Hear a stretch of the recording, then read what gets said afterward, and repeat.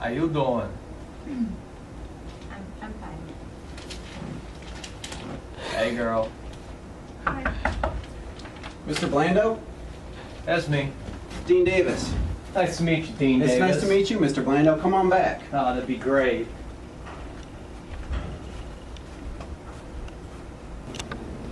Did you have any problems finding the place? No, man, it was all right. It was cool. Oh, good, good. Well, come on in. Take a seat right there. Anywhere? One of these Yeah, chairs? either one of those two Cool, chairs. Cool. I'm gonna go ahead and close this door so we have some privacy in here. All right. Now, is it all right with you if I take some notes during our discussion? I don't see a problem with that, Dean. Okay, great. Well, Mr. Blando, before we get started, I just want to have a quick conversation with you about confidentiality. Whatever we discuss here today is confidential and it's not going to leave this room. The advice that I give you is only going to be as good as the information you provide me with. So I encourage you to be open and honest, and we'll determine, what your best course of action is moving forward. You and me, I see, I get you. Does that sound all right to you? That's good. That's what I like, Dean. I like you already. All right, great. Well, why don't we start off? Why don't you tell me what brought you in here today? Well, I'll tell you, Dean, what brings me in here today. My wife and I, we like to go out to dinner, We indulge. That's what the Blandos do. That's what the Blandos are about. And we always go to the same place. We love the barn. I love that pizza. And on this particular night when I went to the barn, I had dinner with my wife and a couple of my friends. And as I was leaving, I fell. I fell in the parking lot, Dean, and I hurt myself. I'm not talking about a scrape, Dino. I am talking about a busted up jaw. My eye socket was all screwed up. I got hurt, Dean, and I'll tell you what, it's their fault. Oh, wow. Sounds like you had quite the injury there, Mr. Blando. It wasn't good. So you said that you had a jaw injury. Did you go to the hospital to get care for that injury? Yeah. I had to be taken by my friends to the hospital like immediately. My jaw was broken. There was some eye socket stuff going on, and ever since then, my hair it just don't look right. Oh, I think it looks great, Mr. Blando. Thank you. I appreciate that. But you said that you tripped in the parking lot. What exactly? Do you know? Did you trip over something? Well, here's the thing, Dean. I'm not 100% sure what happened. As I was trying to make my way to the car that night, it was real dark outside the more that I think about it. We'd been watching the Hawks, you see. And what a game. Great game. Oh, I just don't get me fired up about my Blackhawks. But as we're leaving, I realized it was raining. So while I'm fumbling around in my pockets to get my keys out, I just felt myself hit something. And I guessed, I don't really know, I don't really remember, but my friends told me that I must have tripped over the concrete parking block that was in the parking lot. Those stupid things that keep your car from going too far in the parking space. Yeah, absolutely. I guess that's what I hit. I don't remember. Okay. And does anyone at the barn know about your injury?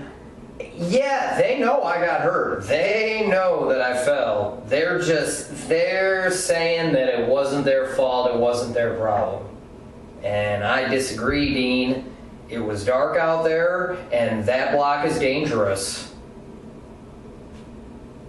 Okay. Well, thanks for sharing this with me, Mr. Blando. Let's take a step back and go back to the dinner. All right. You said you like their pizza. Did you have some pizza there that night? Sure did. Pizza and wings. Okay. Did you have anything to drink with your meal? Yeah, Diet Coke. Diet Coke is all it is for me, Dean. I don't drink. Alcohol is the poison, and my body is my temple. Okay. I respect that. A man who doesn't drink, that's very noble of you. I smoke like a chimney. Okay. Well, everyone has their vices. But let's talk a little bit more about the injury. Now, correct me if I'm wrong here, but you were walking out to your car after dinner. It was dark. Do you remember about what time it was? Well, Dean, first of all, between you and me, I don't know if I was walking. Okay. It was raining outside, and I was moving pretty quick. But sure, we'll call it walking. And all I remember is I could not remember where I put that car. It is ridiculous. It was one of those things where it was so darn dark outside and the rain was coming down so hard, I didn't know where I parked. Okay. Well, let's talk about the parking lot now. What's the lighting situation like in the parking lot? Awful. I tell you what, that's been one of my biggest complaints about this place for years. Love the food, love the people that go there, love the atmosphere, but I can't see a dang thing at night because they got the one light at the end of the parking lot, and unless you get to park under the light, you don't get to see when you come out to your car. Sure. Awful. So there's just one light in the parking lot? That's it. That's it. Okay. And you mentioned complaints. Did you ever complain to anyone at the barn? Yeah, I sure did. I told those guys in there that if they don't get more lighting out there, somebody's going to get hurt. Well, you know what, Dean? It turns out somebody is Dominic Blando. Yeah. Well, Mr. Blando, I'm sorry that had to happen to you. It sounds like a pretty serious injury. But an important part of this case, do you remember exactly who you made the complaint to at the barn? Dean, I don't. I just kind of threw it out there. Might have been a bartender, could have been a waitress. Maybe it was the manager, but I know I told somebody there about the situation they had in the parking lot and the death trap that they were brewing. Okay. Okay. So what, Dean? I'm going to win, right? This is it. Well, Ironclad. Yeah, well, Mr. Blando, I just, I need to get some more facts on this case. Let's talk for a little bit longer here. First, why don't you tell me, what are you hoping to accomplish with this problem that you have?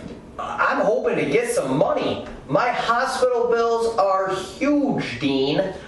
I can't even explain to you, even after insurance, how much money I still owe those doctors.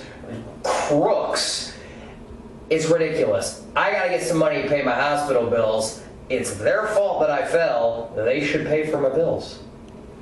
Okay. Well, yeah, I certainly understand that, Mr. Blando. But just so I'm sure, if we decide to move forward with this, you're willing to, see this thing go to trial if it ever came to that, to bring it into court. You want to proceed with the complaint here against the barn? You bet, Dean. I want to bring down the hammer of justice. All right. Well, I certainly get that. Now let me just run through this again really quick to make sure I know everything that's relevant here and didn't miss anything. Go ahead and interrupt me if there's something that I'm leaving out. Cool.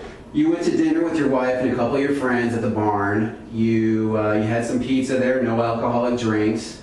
When you left, it was raining out and it was dark. There's poor lighting in the parking lot, only one light.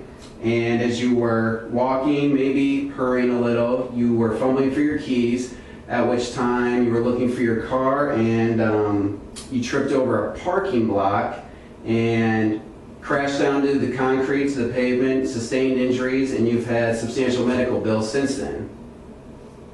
Does that all sound correct? You get me, Dean. Okay, well, hey, I'm trying here. I'm trying, but again, I appreciate you coming in here and sharing all that information with me. But from here, for starters, is there anything else that you want to share with me about the case that I might be missing? I don't think so. Dean. I think you got it. Okay. Well, you asked about, bringing down that hammer of justice and prevailing. And the only certainty with the law is that there is no certainty. So I can't sit here and tell you we're definitely going to get your medical bills paid for and we're definitely going to win and go to trial and have justice. But what I will do is I'll take a look at the law in this jurisdiction that relates to the facts of your case. And I can tell you what is probable to happen and what might happen. But again, I'd like a chance to take a look at the law before we have that discussion. That sounds reasonable, Dean. I like that. Okay, great. Well, I'll plan on doing that within the next week here. So you can expect to hear from me in a week. And if for some reason you do not hear from me, feel free to give my secretary a call. You can grab one of my cards on the way out. Excellent. That All right, sounds Mr. wonderful. Blando. Well, thanks again for coming in. I appreciate it. Thank you, Dean. We will talk soon. Great.